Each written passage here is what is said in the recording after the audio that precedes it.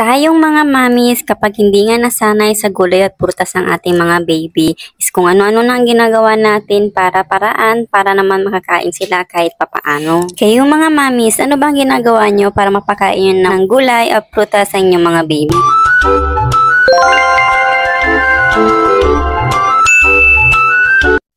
Mga isang buwan din pala nang hindi ako nakapag-voice over dahil sobrang daming ang ginagawa dito sa bahay at ang dami ko pang inayos. So by the way, ito nga, i-share natin itong bagong paborito ngayon ni Tupi.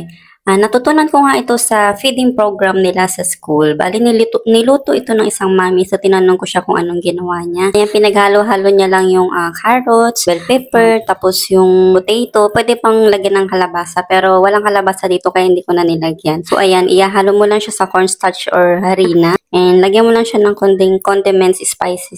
Gaya ng paminta. Pwede mo na ilagyan ng sibuyas. And then, ayan, ipiprito mo lang siya. Lagyan mo na rin pala ng itlog para hindi siya kumain. Oops, nakalimutan ko na. Ang main ingredients pala nito is yung century tuna flaxseed oil. Pero pwede ka rin gumamit ng meat. Ginamit ko nga muna dito yung Gabor juice blender na ginagamit ko sa paggawa ng smoothie para naman siguradong durog na durog itong mga prutas at gulay na ito. Kapag nakita niya, hindi niya matatanggal.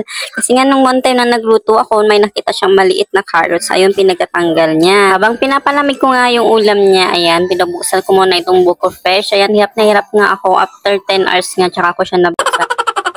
Dahil ang purol nga nitong kutsilyo at hindi rin ako gamay magbukas nito. Hindi pa nga ako kumain dahil baka magustuhan niya. Kaya ayan, niluto ko na lahat. Kasi 3 pa lang nung niluto ko. Ayan, may natira namang isa kaya sinawsaw ko na sa suka. The rest siya na ang kumain. Mga nakapito ata siyang ganyan. Hindi naman namin araw-arawin ito dahil prito nga siya at mamata. So paminsan-minsan lang. Ayan nga, naghahanap nga ako ng air fryer. Kapag pinalad nga at magkapera, ay pinasahod ako ni Mamita Charis. Hanggang sa muli, see you!